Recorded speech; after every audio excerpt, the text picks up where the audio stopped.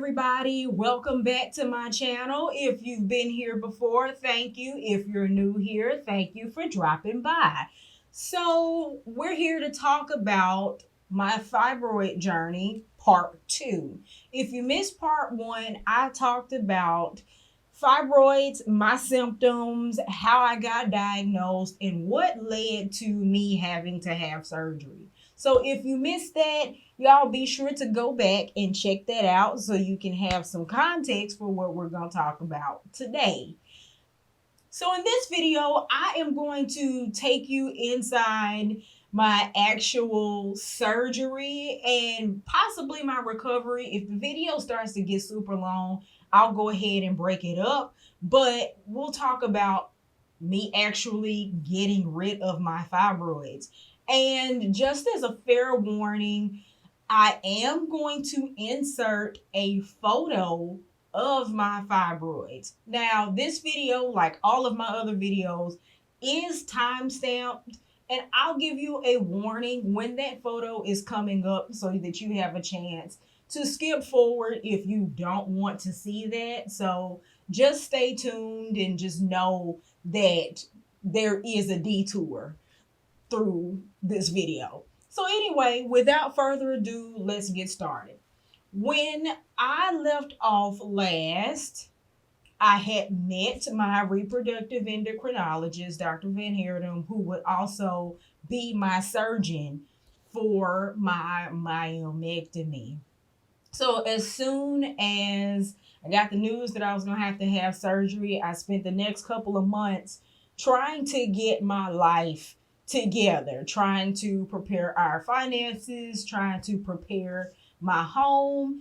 And also of note, Dr. Van Heerden had me stay on continuous birth control. Like she allowed me to go ahead and have a period in November, this past November. But after that, I was to continually skip the active pills in my pill packs and go straight through so that my lining inside my uterus would be easier to work with in terms of going in and getting my fibroids out. So fast forward to January, we're running down to the wire, getting everything together because I know that this recovery for an open myomectomy is going to be at least 4 to 6 weeks. And thankfully, I knew my husband was going to take off like 2 weeks to help me. My mom would come in and relieve him. So I'd have help, but still there were certain things that I just needed to do myself to make things easier for them as well as for me, like packing my hospital bag.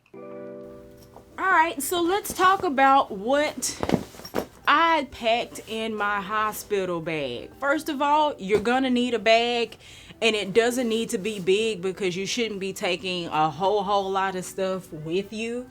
But I actually have a rolling duffel iteration of this bag that I actually took with me. So yeah, you need a bag that's big enough to carry all your stuff, but not so big that it's cumbersome and you're tempted to overfill it.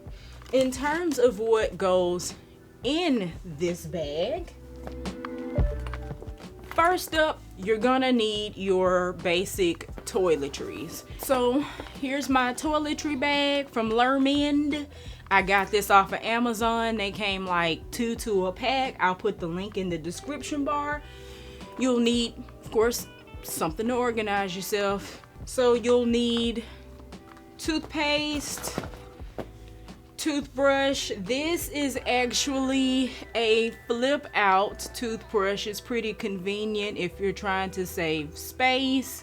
I think they are like a single one for $3 or so at your local drugstore or wherever you would find this. But they also have them maybe $7 for a pack of 3 on Amazon. I'll link that as well. Something to wash your face, and lotion your face. So before you go into surgery, the day before, they tell you you can't use lotions or oils or creams or any kind of fragrance or anything like that, and you have to scrub your skin with a surgical cleaner. So you're not going to be able to lotion yourself really for a day and a half at best, maybe a couple. So you might want to have something to be able to refresh your skin. Also, along that same line, something to wash your body with, whether it be bar soap or body wash.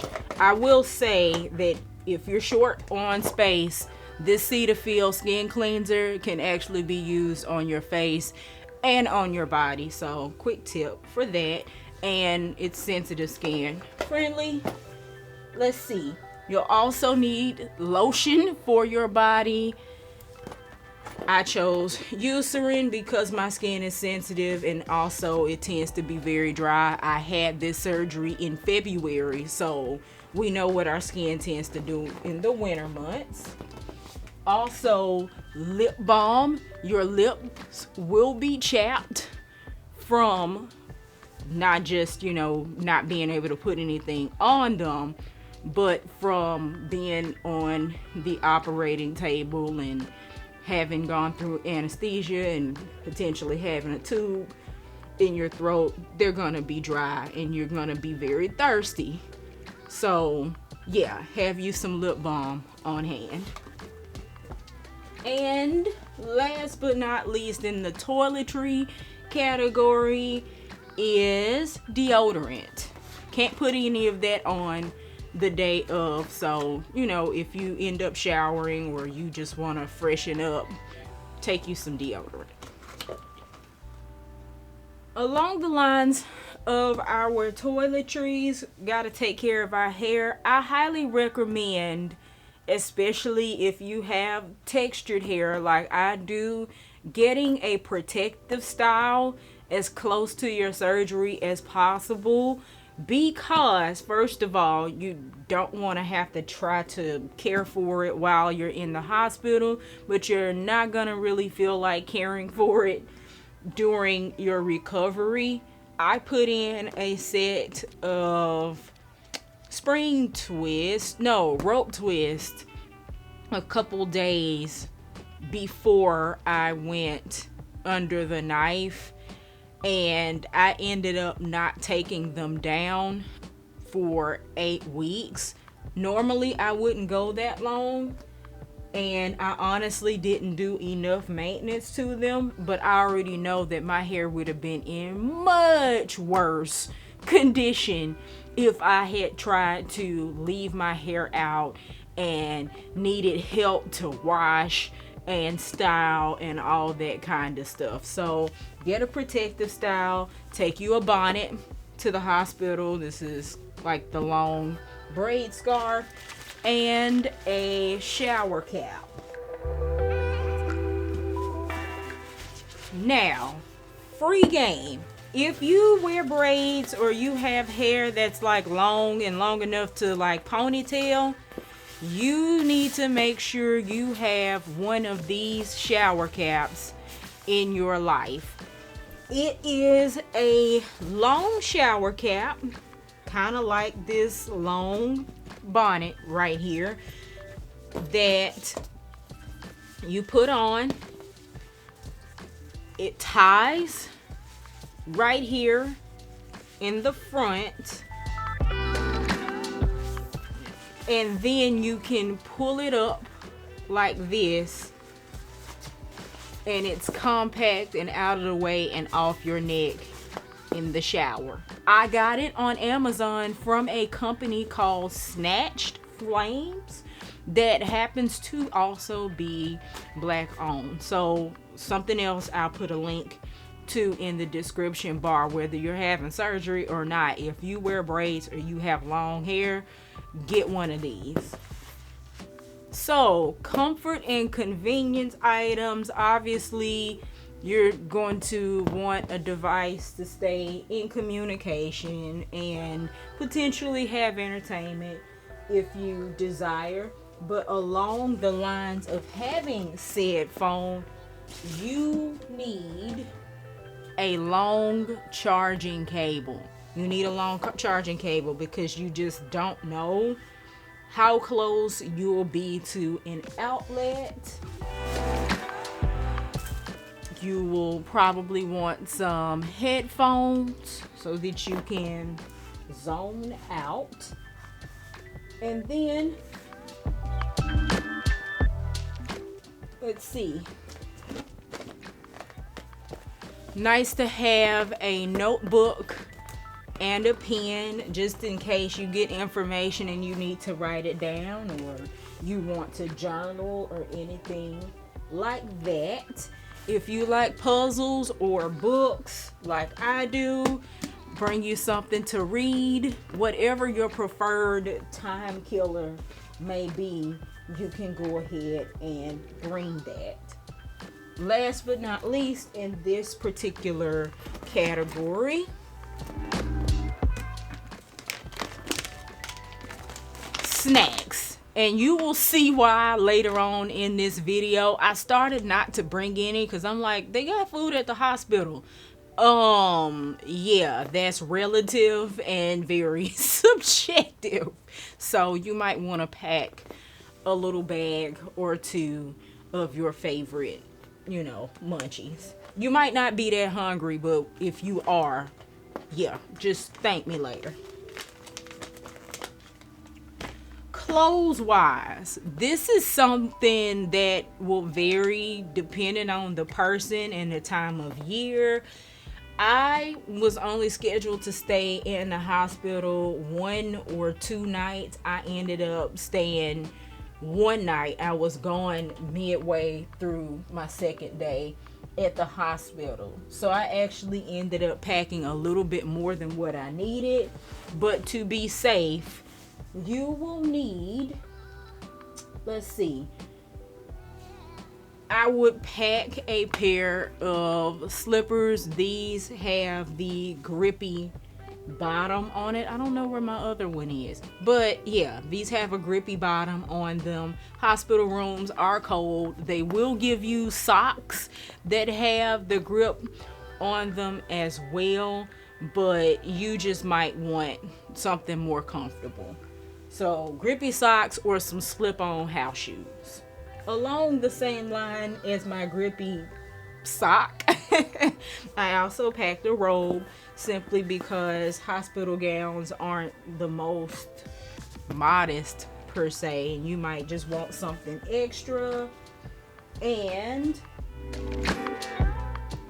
also along the lines of this robe, a lot of people recommend packing nightgowns.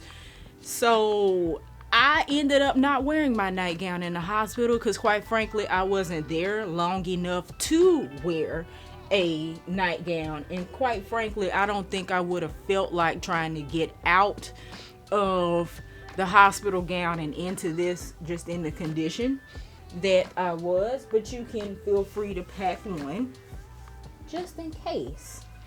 And then, let's see, last but not least, in the clothing category, you're gonna need something to come home from the hospital in.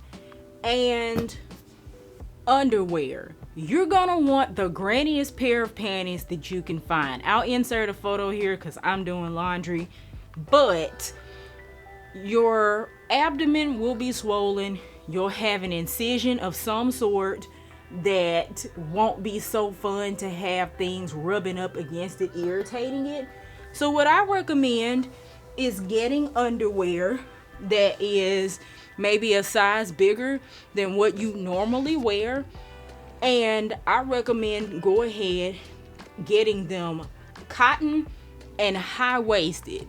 In my case, I didn't know whether I was going to have a vertical incision or a horizontal incision, which meant I didn't know whether my incision would be like inside, like far down inside my underwear, or whether it would potentially jut out above it. And I really needed underwear once I came out of surgery that ended up almost covering my belly button because of where my incision was. Also, the fact that my incision later on started spitting stitches made it even more important for me to not have a waistband of elastic rubbing right up against where I was hurting. So get you some underwear. More free game if you live in the southeast United States. I would say anywhere between Texas and Florida, where they have locations. Find you a dirt cheap store. Most of the time they're gonna have their underwear for like 50 cents a pair. And again, you're going up a size in your drawers, so you don't want to make an investment in expensive La Perla that you're not going to be able to wear in a few weeks. So go on down to Dirt Cheap, get you a handful of 50-cent underwear, and wash them, and then have those on hand, and pack a pair to take with you to put on when you get ready to go home. Okay? In terms of what you wear home from the hospital, I had my surgery in the wintertime, so I wore not this pair, but I guess a similar pair. These are so dark, of sweatpants. Sorry they're so dark, but sweatpants. I keep a couple pair of men's sweatpants because they're comfortable, but I had a pair of men's sweatpants that would be loose across the waist area, and I actually wore this hoodie to the hospital and a shirt under it because it was like 20 degrees.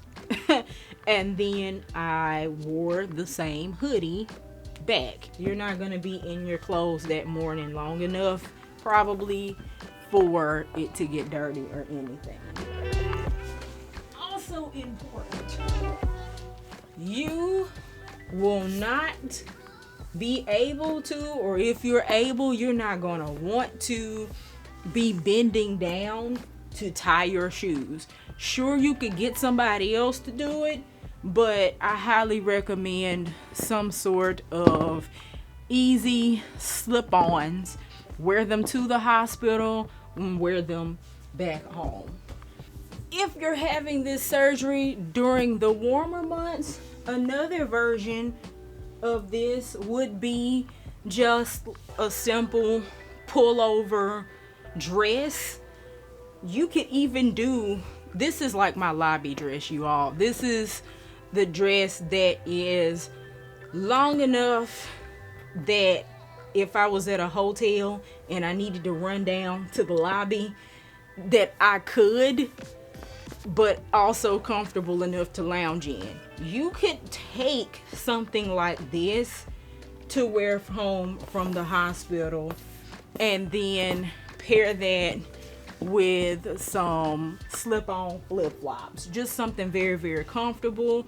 And I almost forgot, a bralette, sports bra, something comfortable enough just to put on if you are a wearer of bras. As a matter of fact, what I did when I left the hospital, I went ahead and showered while I was there. I hopped into my granny panties and my bralette so that all I had to do when I got home was get into my nightgown and get into bed.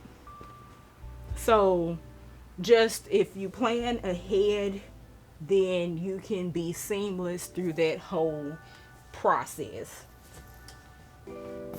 Oh, almost forgot, eyeglass case.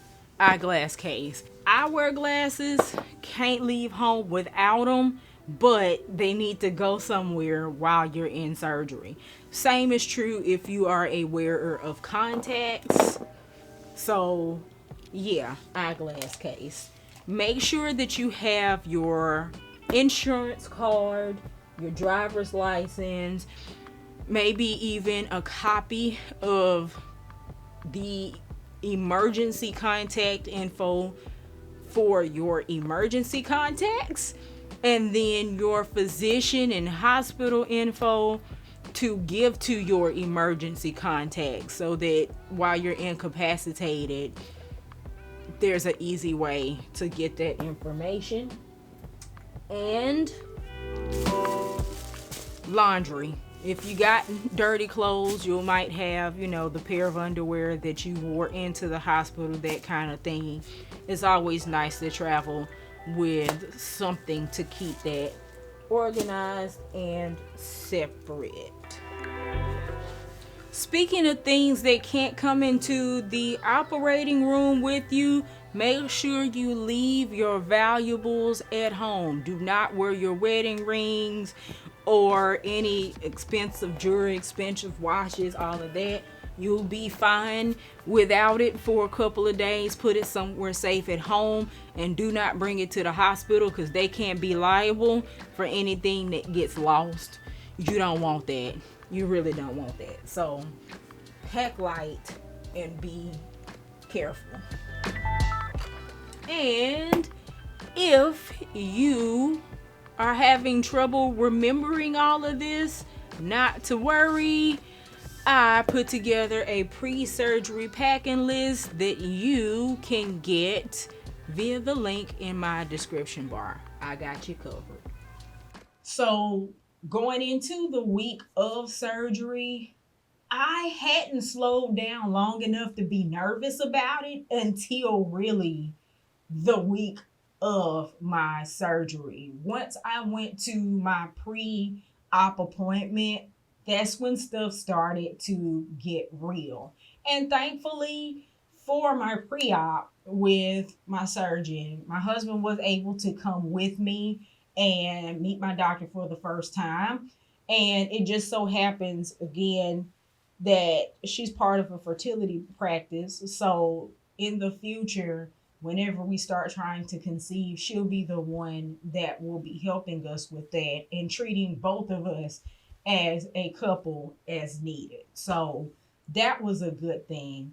And she went over what her plans were for my surgery. The plan was to do an open myomectomy, or abdominal myomectomy. There's a few different ways that they can do that now.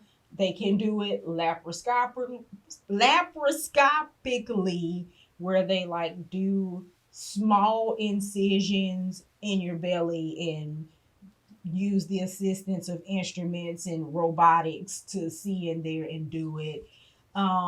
There is a hysteroscopy, which is something that she was planning on doing, and that's going in through the vagina to access the uterus. And then there's the open kind, which is exactly what it sounds like. They cut you open and, do what they do in there. But her plan was to do the open myomectomy as well as the hysteroscopy, so that she could get a good look, not just at my uterus, but also my ovaries and my fallopian tubes, and make sure that they looked good, while she was in there anyway. So I did all of that, and then I had my pre-admission testing. I went to the hospital, they drew my blood and did an EKG, made sure that all of that was well, and it kind of got pretty overwhelming, all the appointments and the phone calls and running down all my medical history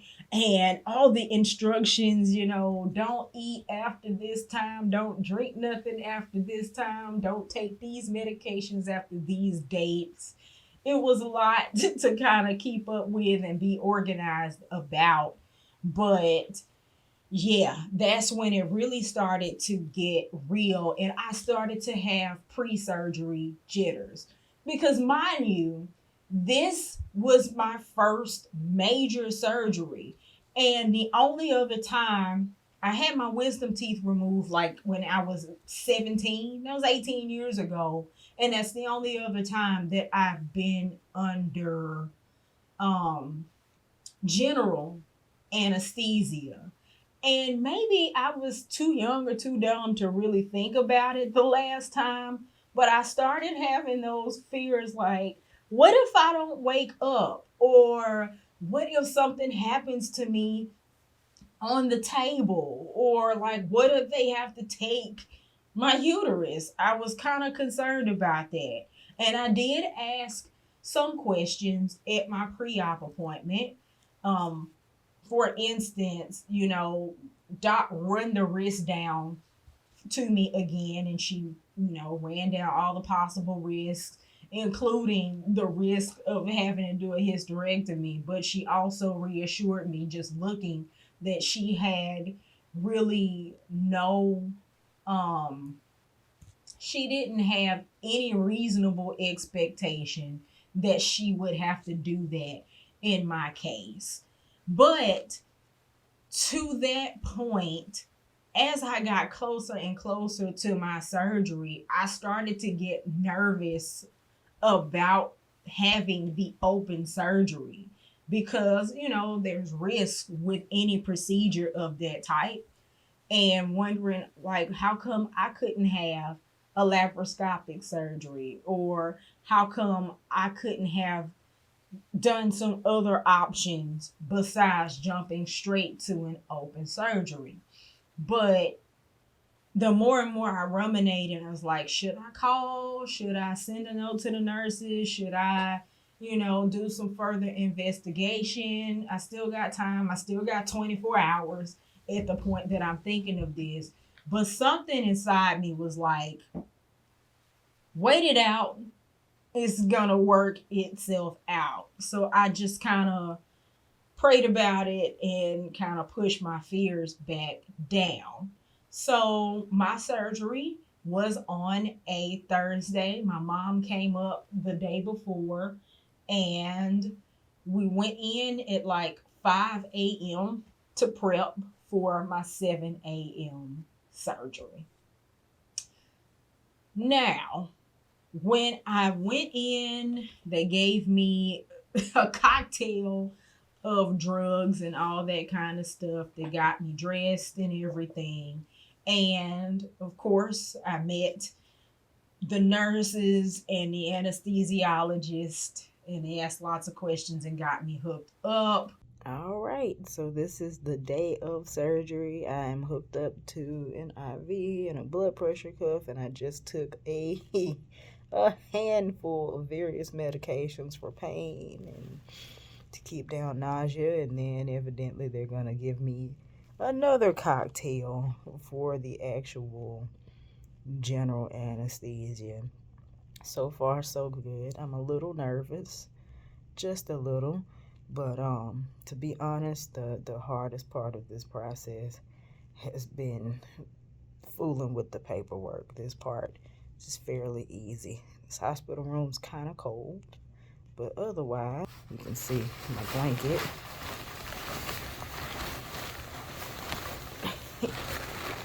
And my grippy socks. But otherwise, all is well. Just waiting on my family and going from there. And I met with my surgeon for the last time. This time she went back over my surgical plan, and my husband was there and my mother was there, which I felt was really, really awesome because my husband is the one who would, legally be making decisions for me about my care. And then my mother has been through this surgery more than once. So she's able to ask questions that I wouldn't think of or that my husband wouldn't know anything about. I knew that as they kind of established contact with the OR nurse and with getting updates, I had, a team of people on my side that could advocate for me. And when I got there, she still planned, obviously, to do the open myomectomy. And then she decided not to do the hysteroscopy because she was already going to have me open. It didn't make any sense. What she did not know at the time that I came in was whether or not the surgery would be a horizontal incision, kind of like, the C section area, or whether it would be vertical. That's something that she would know until I got onto the table and she started working on me. And yeah, she also made some important notes that she would administer um, some different medications to me on the table, some to minimize bleeding, some to minimize my pain. She would administer antibiotics to me while I was on the table, which would come in handy for me later. One other thing I asked Dr. Van Heerden while she was explaining my surgery plan was where the fibroids were. That was one question. I knew something was happening when she did my ultrasound and was like so quick to say, we got to do this open myomectomy. But I didn't ask for a lot of details as I had with my other ultrasounds. And, I asked, well, doc, where are they? And she said, because I could only see her from the eyes up. She looks concerned and says, they're everywhere. And at that point, I understood just within myself that this was necessary and necessary to do the way that she was doing. So that was the first thing. My fears were worked out concerning the type of surgery that I had. Then the second thing, important thing that worked itself out was my anesthesia team. The actual lead anesthesiologist came in. There was a trainee that came in and set up my IV and all that kind of stuff. But the certified nurse anesthetist came in. He came in the door declaring the promises of God and speaking that my surgery was in his hands. And I don't know if he knew, he couldn't have known that ours is a household of faith, but God knew that ours was a household of faith. And just knowing that there would be somebody in the room with me, in the OR with me, that would be, praying for me and believing me through that surgery. I knew that in that operating room, at least two, if not more, were gathered, and that God would be in the midst while I was being worked on. So at that point, my two biggest concerns had been alleviated, and I was ready to go. And I don't remember much after that. I went down the hall. They were rolling me down, and I was singing to myself. What was that song? It's a song called Cover Me by 2103. Go listen to that if you need some encouragement. It's a great prayer song. But anyway, um, yeah, they rolled me out. And then the next thing I remembered, I was waking up in the PACU, and the lady was asking me how I was doing, and all I could say was, I hurt. And the nurse, let me wake up a little while. But honestly, the pain wasn't that bad. I hurt. Don't get me wrong. I hurt. Or was in pain. But the pain probably wasn't more than about a 4 or a 5 for me, coming off the table. And to be honest, it didn't go much higher than that the entire time I was in the hospital. And I do accredit that to the pain protocol being top tier. Whatever they gave me before my surgery on the table, um, and then in the recovery room, really did a great job to manage the pain from the actual surgery. So they wheeled me into the recovery room, and my mom and my husband were waiting for me. See, this is what a bad hotel room looks like. This is what a bad hotel room looks like. It's cold. It's they don't got no color in here. They got blue, sterile. It just, look, wave again. Look at that. That ain't enough paper towel to wipe your hands. Look. She got to do 1,000 times. It's supposed to do it again to have a courtesy one down. They don't even do it. You see what I'm saying? Look at that. That's 1982, the first one. You see what I'm saying? You see what I be going through? Pray your strength in the Lord. Um, yeah. And so, I'm laying there trying to get my bearings and everything. And I woke up with a zipper. Remember, she didn't know what kind of incision I would have. So instead of doing the horizontal, I ended up having to have the vertical incision between my belly button and my pelvis. And that scar is just shy of 4 inches long. So, yeah. Also, I woke up with this little thing taped to my leg. This is actually a balloon catheter, a Foley bulb. And it was inserted and inflated with saline inside of my uterus to make sure that it didn't heal and fuse together and have a whole lot of scar tissue. And it was to be left in for 2 weeks. So I'm laying there getting my bearings straight, trying to understand what has happened to me. And before I can be lucid, my husband says to me, "You want to know how many there were?" And of course, I want to know how many there were. Turns out there were 45 fibroids that they removed from my uterus. 45. 45. It was a lot. It's not the most my surgeon has ever pulled, but it's up there. And I, at this point, will insert a picture. I'm going to give you an opportunity, a countdown. You can pause here and skip to the next chapter if you don't want to see them. All right.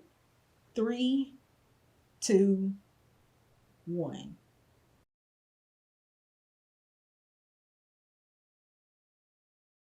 So as you can see, there were a gang of them, and quite a few were sizable. Like, I'd had a previous ultrasound, and I knew that there were 3 that were, you know, sizable and growing, but there were others in there that were pretty big too. And just looking at the pictures of my actual uterus, they were in places that explain so much of my discomfort. And for reference, per my op notes, my uterus was about the size of a 16-week pregnancy. I think it was a 16-week uterus. So pretty swollen, pretty distended, pretty full, and very much necessary to have undergone this surgery. So my doctor had warned me that I would either have to stay 1 night or 2 in the hospital. And at first, I was, planning on 2 nights, but quickly, very quickly in the process, um, I was ready to break jail. Let's see, my surgery was 4 hours. So I went in at 7. I was in my recovery room probably about 11:30, if I remember correctly. But first things first, the food was awful. Thankfully, coming off the table, I wasn't hungry. I'll put in a picture of what I got, but it was terrible. And for whatever reason, I kept missing. Maybe I was sleeping through the opportunity to actually order food that I might have wanted. But yeah, I wouldn't recommend this to anybody. So I was looking forward to getting out and having an opportunity to have a decent meal uh, when I was ready for it. My mom and my husband had the audacity to order PF Chang's. They had the audacity to go get PF Chang's while I was laying up there, sick and shut in and convalescent. But I had to eat that. Well, thankfully, they didn't make me eat. I asked the nurse, if I had to, and she said no. Um, but they did make sure that I got plenty of fluids and things like that because goal number one was urinating on my own. They weren't going to let me go home until I could empty my bladder without assistance. So as soon, as I could try, I did try. It was an exercise. And at first I couldn't. So they brought me a peri bottle to like squirt myself down there to try to get things going. And that didn't work. Second time I tried, they gave me peppermint oil to try to help. And at some point I might have leaked a drop, but nothing substantial. And from there, it just kind of got downhill crazier and crazier. The second thing that made me really want to go home that first day was that you don't sleep in the hospital. Every time I would fall asleep good, there was somebody coming in my room to check my pulse, to give me drugs, to check all my vitals and things like that, to try to get me to get up and walk around and try to pee and all that kind of stuff. And y'all, remember I told y'all that they hooked up my IV, the trainee hooked up my IV, which was cool. He was going to put it here in my left arm, but he couldn't for whatever reason. I don't think he could find a good enough vein or something. So he ended up putting it in my right arm. And you wouldn't think that mattered, but my IV is in my right arm. The pole is on the left side of my bed, as well as the door and the bathroom. So anytime I would move my right hand, and I am right-handed, just even the slightest amount, the IV machine would start beeping and yelling that the tube was obstructed. So literally every time I would fall asleep, if it wasn't somebody to come in to draw blood or check my vitals, the IV machine was yelling at me, waking me up as well as everybody else in the room. So that was terrible. 0 out of 10. I don't recommend. If you, just as a word to the wise, try to get them not to put that thing in the dominant arm if you're going through this. So yeah, the big thing was trying to get me to empty my bladder. And remember, I'm not in a whole lot of pain, just in general, and they're doing a good job of bringing me drugs and things like that to control it. But at some point, my bladder got so full that it was unbearable. It was unbearable.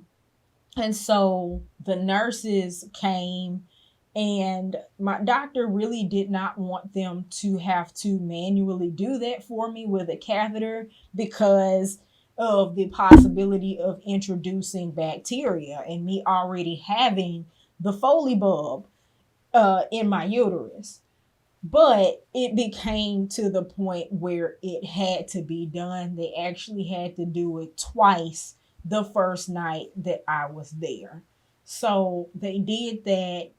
I slept, as many spurts as I could until the next morning when my doctor, my surgeon, came and checked on me. She had placed a bandage over my incision, and it was actually closed with glue. And she took that bandage off and gave me some instructions and things and explained to me kind of what happened and showed me pictures of what things looked like on the table. But and she gave me two options. I could either try to go again on my own, so I could go home. She told me that I could stay another night, or they could send me home with a leg bag.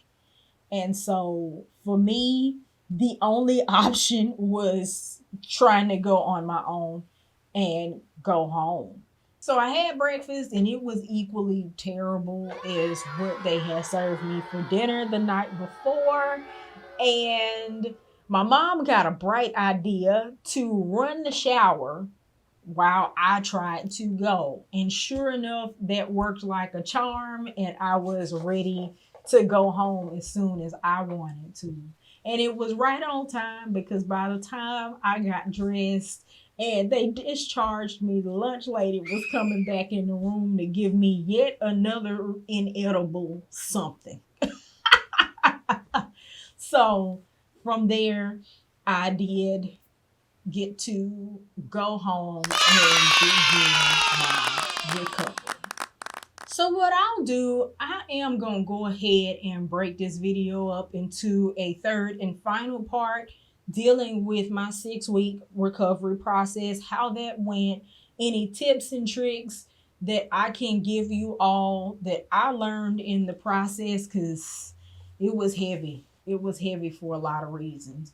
But I hope that you enjoyed this video. I hope this helps somebody, especially if you are facing having this surgery or any surgery of any kind, that it encourages you that you can go through it and get through on the other side. So y'all stay tuned, and I will be back for part 3. In the meantime, be sure, if you missed it, to check out our last sidebar session over on the Sweet Tea Gems channel.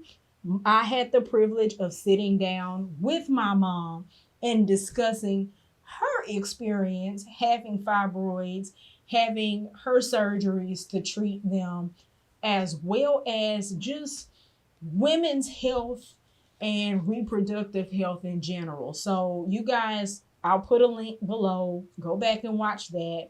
Make sure you watch the first part of this series. If you missed it, like, comment, and subscribe. And I'll see y'all for part 3. So do what you love what you do, and take care of yourself. And I'll see you for the next one. Bye-bye.